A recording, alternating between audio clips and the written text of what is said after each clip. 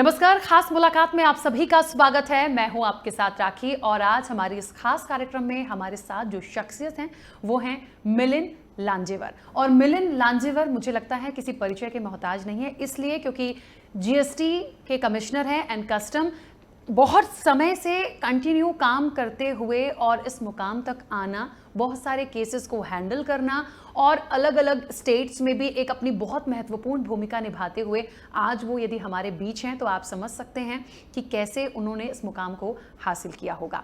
मिलिंद जी, सबसे पहले तो बहुत स्वागत आपका कि आप स्वदेश न्यूज़ आए, उस खास प्रोग्राम में भी आपका बहुत वेलकम। और मुझे लगता है कि सबसे शुरुआत, क्योंकि जीएसटी एंड कस्टम बहुत सारे लोग बहुत डिटेल में नहीं जान पाते हैं, सिर्फ आम तौर पर हम सुनते हैं, समझते हैं।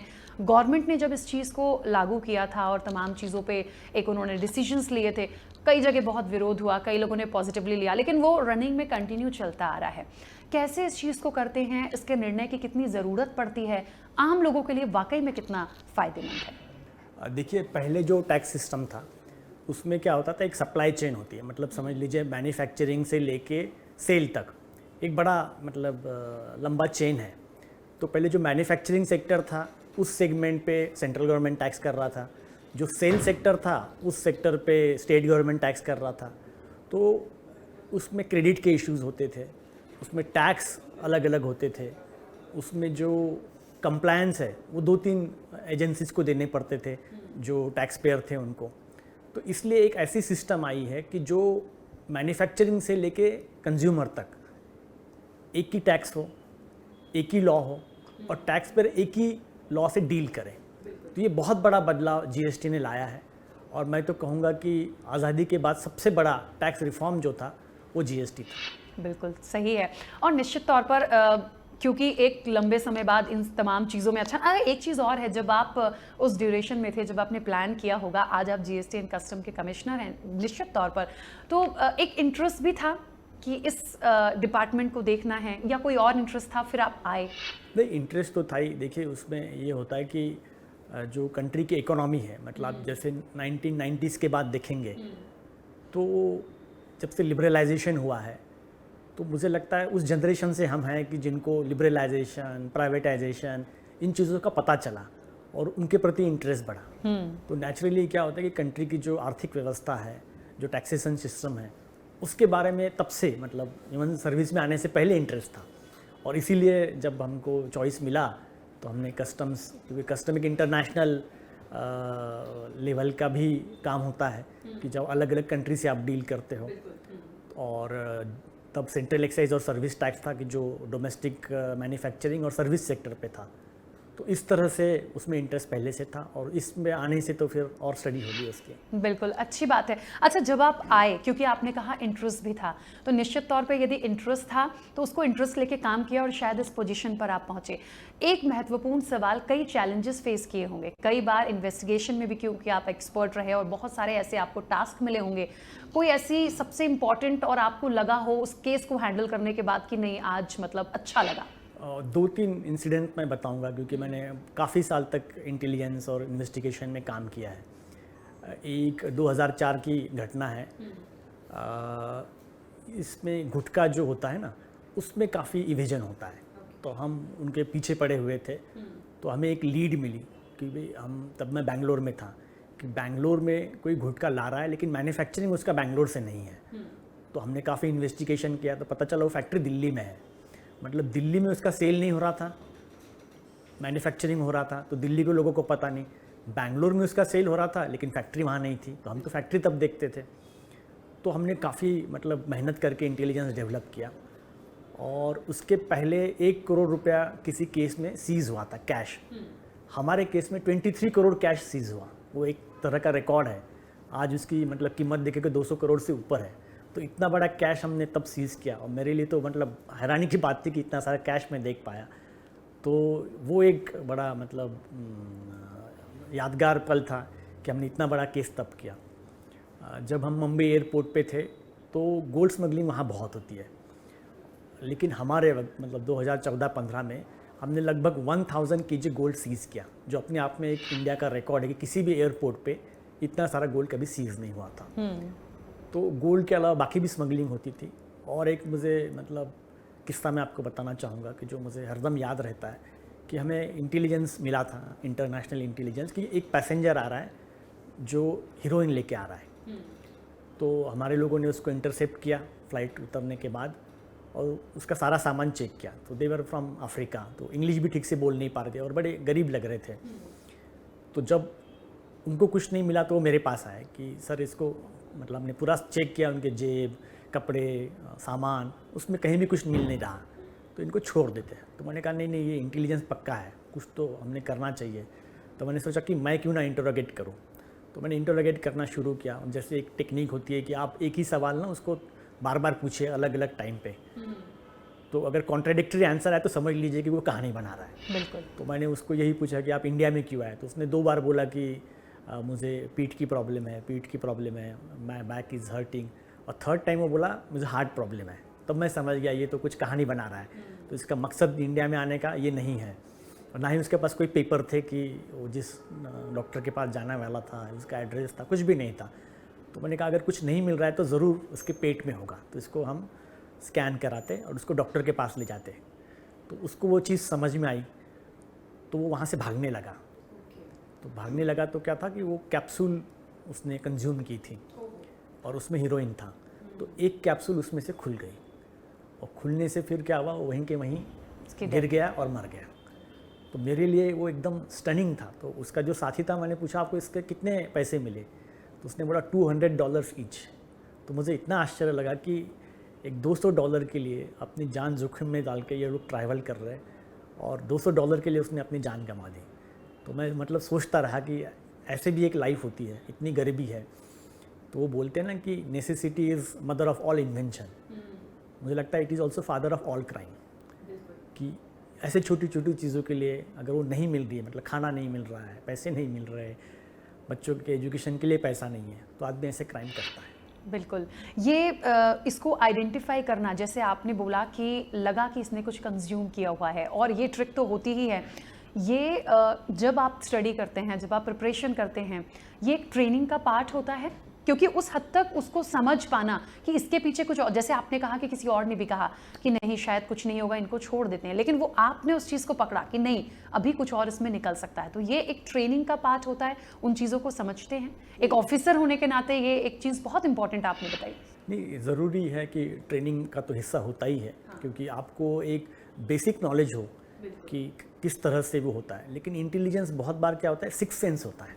हाँ, मैंने उनको देखा तो मुझे लगा कि कुछ तो गड़बड़ है, क्योंकि ये लोग इंडिया क्यों आएंगे, मतलब वो ट्रैवलर टूरिस्ट तो नहीं थे, बिकॉज इतने गरीब लग रहे थे, तो ज़रूर कोई रीज़न होगा, कोई रिलेटिव है, वैसा भी नहीं था। तो फिर और इंटेलिजेंस था ही। बिल्कुल। तो इसलिए वो बोलते हैं ना कि आप एक सिक्स सेंस आपको बोलता है कि नहीं कुछ तो है, आपको बस इन्वेस्टिगेट करके उसको ढूंढना है। तो वो होना चाहिए इंटेलिजेंस ऑफिसर में। बिल्कुल सही है सर। और पता है आपको ये क्वालिटी होती है, मुझे लगता है एज ए एक जीएसटी कमिश्नर, मैंने कहा ना कि यदि यहाँ तक पहुँचे हैं, ये क्वालिटीज़ भी होती है ट्रेनिंग के साथ साथ, एक सिक्स सेंस जैसे आपने कहा, तो निश्चित तौर पर एक क्वालिटी का हिस्सा है। खैर, जीएसटी के अलावा हमने बहुत कुछ सुना आपके बारे में, पोइट्री के बारे में सुना, बुक्स आपने लिखी हैं, शॉर्ट फिल्म आपने बनाई है, एक्टिंग का आपको बहुत शौक है, डिबेट्स का आपको बहुत शौक है। कैसे वक्त निकाला इन तमाम चीज़ों के लिए भी? मुझे ये लगता है ना, ये हमारे मतलब मेरे फादर जो थे वो मराठी के प्रोफेसर थे और मदर मराठी की टीचर थी। तो और मेरे फादर सोशल वर्कर भी थे, और वो स्पीच भी देते थे, मतलब जगह जगह जाके सभा बोलते मराठी में, तो वो सभा लेते थे। तो उनके साथ रह रहकर मैं भी सीख गया कि, तो मेरा भी इंटरेस्ट बढ़ गया। तो मैं एजुकेशन, डिबेट, थिएटर, पोइट्री, ऐसी एक्स्ट्रा करिकुलर ऐसी कोई चीज़ नहीं थी कि जो मैं कॉलेज दिनों में करता नहीं था। तो उसी को आगे बढ़ाया मैंने, क्योंकि मुझे लगता है कि देखिए क्या होता है कि लाइफ है, तो लाइफ के लिए आपको मतलब ज़िंदगी है तो आपको जॉब करना है, हो सकता है आपको कोई बिज़नेस करना है, कोई प्रोफेशनल चीज़ें आप कर सकते हैं, क्योंकि लाइफ के लिए वो ज़रूरी है। बट लाइफ क्या है ये समझने के लिए आपको आर्ट, कल्चर की ज़रूरत है। तो इसीलिए ये चीज़ें, मतलब मैं फिर भी मतलब इकोनॉमिकली मैं तो ठीक ठाक ही हूँ, लेकिन मुझे ये हरदम लगता है कि ज़िंदगी को समझने के लिए जो मेरे में जो भी क्रिएटिव चीज़ है उसको मैं खोजता रहूँ और ज़िंदगी का मतलब निकालता रहूँ। जैसे मैंने आपको बताया कि जब मैंने देखा कि एक आदमी मेरे सामने मर गया, वो मेरे लिए बड़ा शॉकिंग था। और ऐसे इंसिडेंट में तो आप सुन्न हो जाते हो। तो मैं वो इंसान ही रहा, रोबोट नहीं बना, क्योंकि मैंने अपनी ये जो क्रिएटिव एक्टिविटी थी वो कंटिन्यू रखी। तो मुझे लगता है वक्त मिल ही जाता है अगर आप ढूंढो तो। बिल्कुल सही है। अच्छा, जब आप, क्योंकि एक टफ टास्क देखे, करे, उनको निभाया भी, उसके साथ साथ फिल्म में आना, उसके साथ साथ बुक्स भी लिख लेना, जैसा कि मैंने पूछा कि उनके लिए समय कैसे मिला या कैसे आए, वो भी एक कहते हैं ना कि हम एक इंटरेस्ट की बात होती है, फैमिली को भी हमने उस तरह से देखा। तो इन तमाम चीज़ों को करने के लिए एक सपोर्ट किसी का बहुत होता है कि हम उस चीज़ को कर जाएं, अंदर से एक इच्छा होती है आज हम ये करना चाहते हैं। एक सबसे ज़्यादा सपोर्ट किसका रहा शुरू से अभी तक में? नहीं, जैसे मैंने कहा कि जैसे मैं छोटा था तब से मतलब मेरे फादर जो थे वो ऐसा मतलब कभी नहीं हुआ कि मैंने कहा कि मुझे स्पीच देना है, आप लिख के दे दो।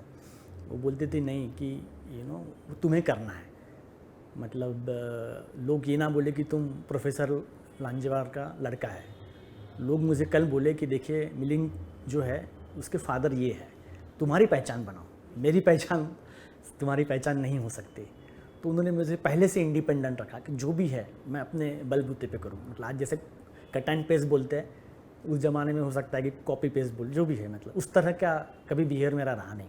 तो मेरी फैमिली जो है, चाहे मेरे पेरेंट्स हो, मेरे भाई बहन हो, अब वाइफ हो, बच्चे हो, इन्होंने हरदम मुझे सपोर्ट किया है।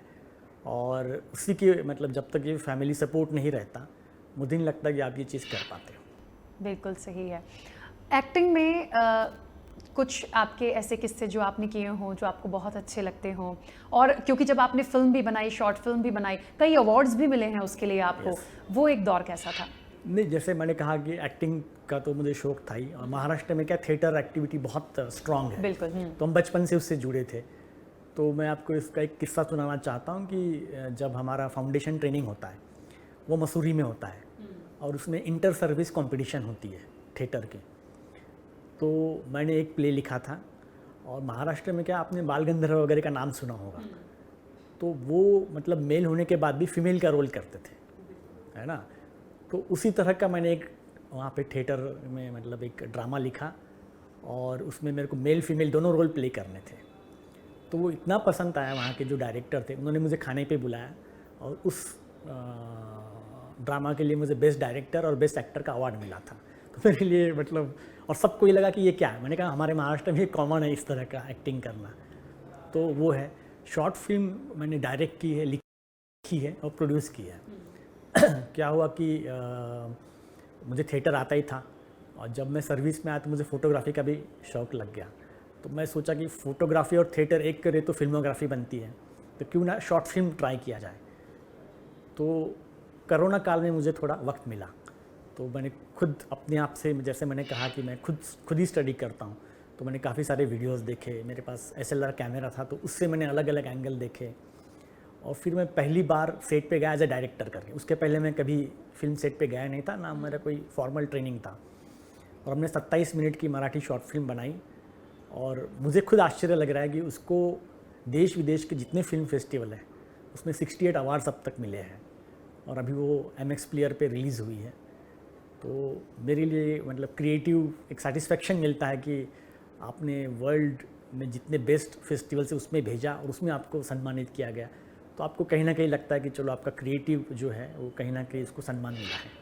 तो ये सम्मान जो मिला निश्चित तौर पे गौरवान्वित करता होगा आपको। तो इसको अभी भी कंटिन्यू रखा है आपने, अभी भी चीज़ें जारी हैं? अभी जैसे मैंने कहा कि मतलब मैं कोशिश करता हूँ कि मैं कुछ ना कुछ सीखूँ, क्योंकि मुझे लगता है जब हम सीखना बंद कर देंगे तो ज़िंदगी हम मतलब एंजॉय नहीं कर पाएंगे। तो ये कोरोना काल में मतलब आप सोचिए, पिछले 5-4 साल से मैं भोपाल में हूँ।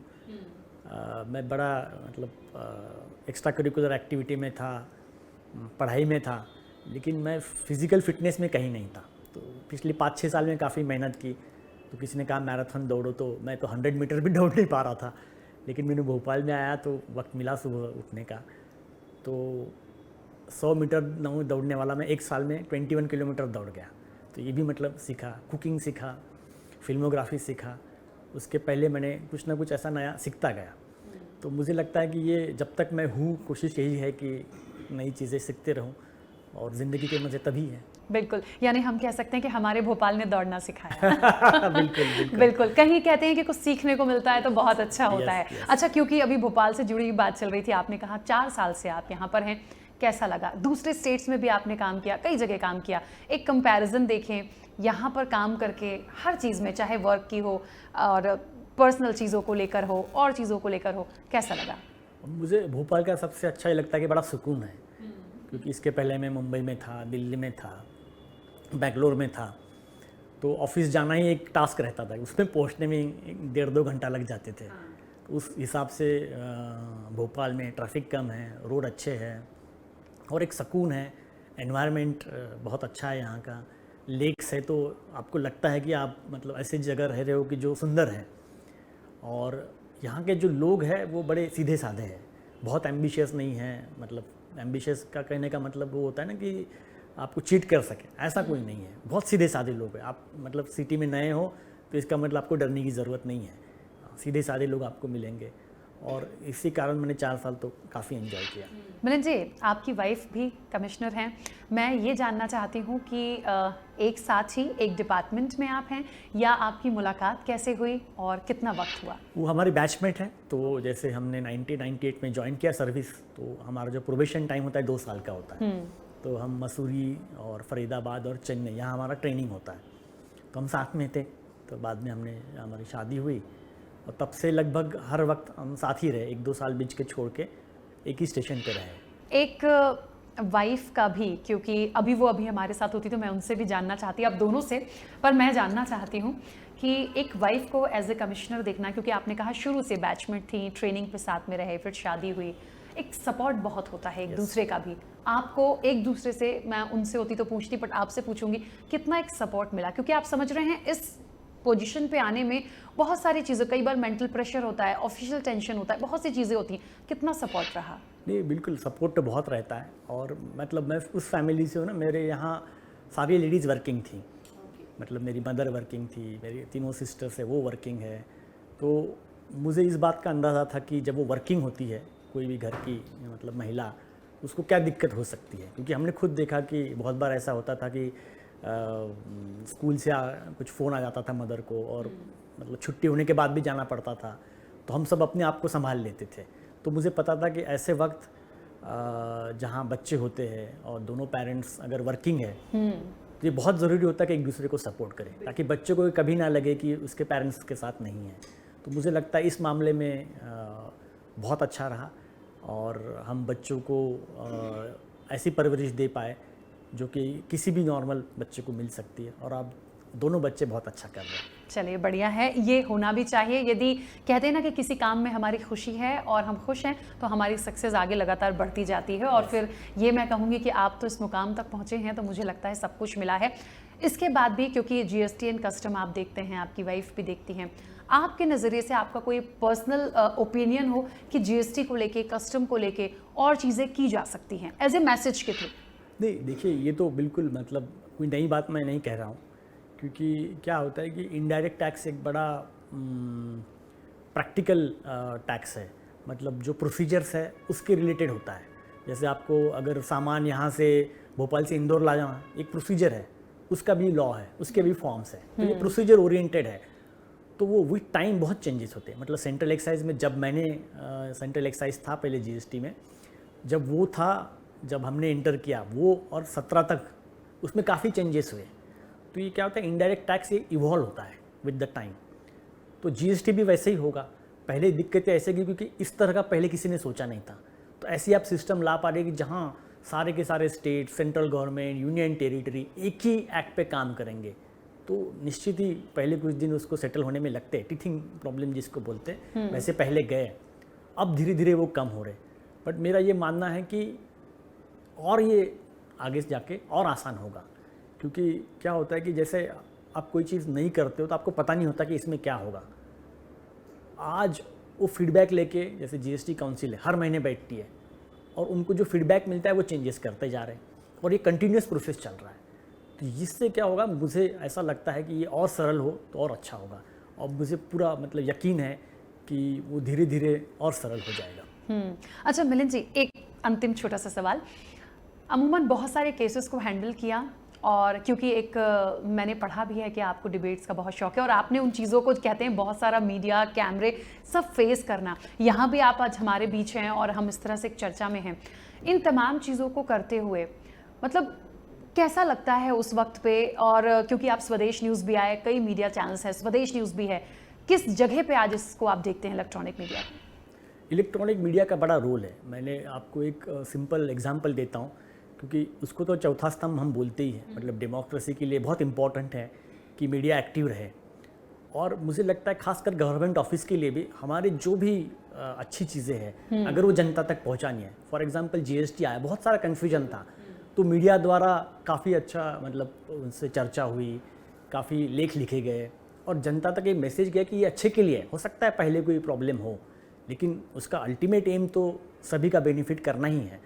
मैं आपको छोटा सा एग्जांपल देता हूँ। जब मैं एयरपोर्ट पे था तो ये कोई एक गैंग काम कर रही थी जो ये कहती थी कि आपके रिलेटिव को हमने पकड़ लिया एयरपोर्ट पे और उसका ड्यूटी भरना है, आप इस अकाउंट पे पैसे भरिए।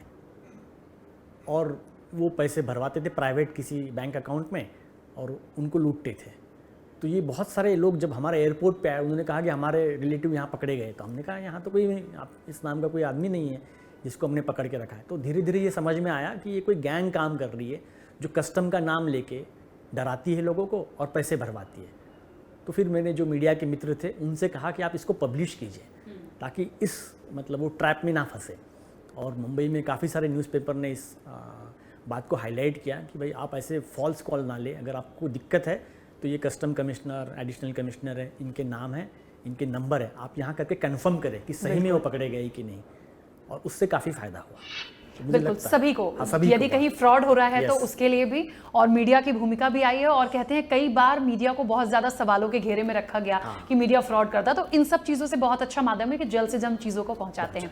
मिलिंद जी बहुत बहुत शुक्रिया, आप स्वदेश न्यूज आए, हमसे बातचीत की, and wish you all the best for your all future भी, कि जो जो पोइट्री है, एक्टिंग है, वो फिर से आप कंटिन्यू सारी चीजें आपकी चलती रहें। Thank you so much. Thank you. तो हमारे साथ जीएसटी कमिश्नर एंड कस्टम के मिलिंद लांजेवार आज हमारे साथ थे खास मुलाकात में।